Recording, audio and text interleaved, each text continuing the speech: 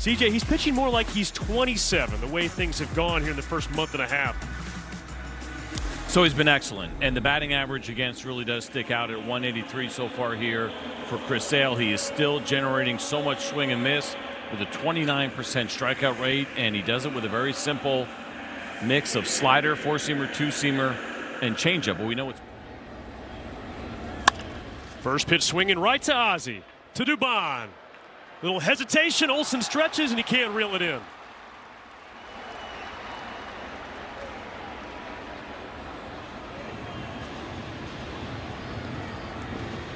Not used to seeing this from Mauricio Dubon again. He hasn't been it short for a while, but he is used to moving around. This should have been tailor-made. He was there, and that throw ended up just being offline and in the dirt. And Matt Olsen, we know, was just incredible over there.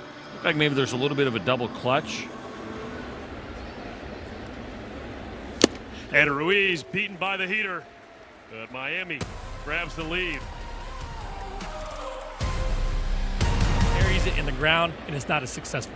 So when we see kind of the cut change a little bit. This ball well struck, deep center. Harris reaches up and makes the catch. Michael does it again.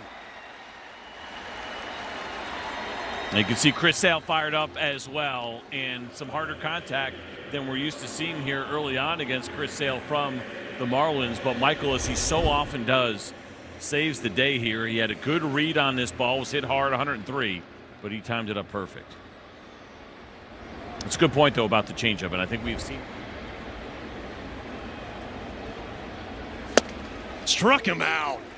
Chris Sale unravels Liam Hicks, but it was Michael Harris robbing Leo Jimenez.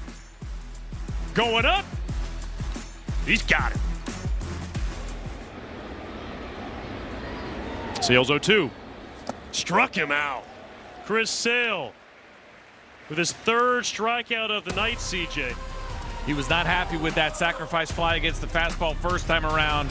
He was going to make him hit the slider, and he couldn't. It was above 10%, but I think ABS certainly has something to do with it. And Conor Norby not walking that time as Chris Sale punches him out. That's 4 strikeouts tonight for Sale. And he does it on the Chris Sale slider, not surprising. That is always the one we're talking about the most. Back-to-back strikeouts now on sliders here for Chris Sale. And there goes Ruiz. 5 strikeouts for Sale and 3 straight.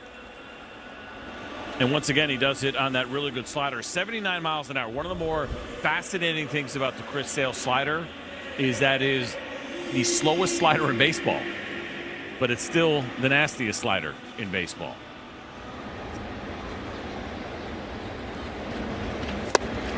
Shoot him up.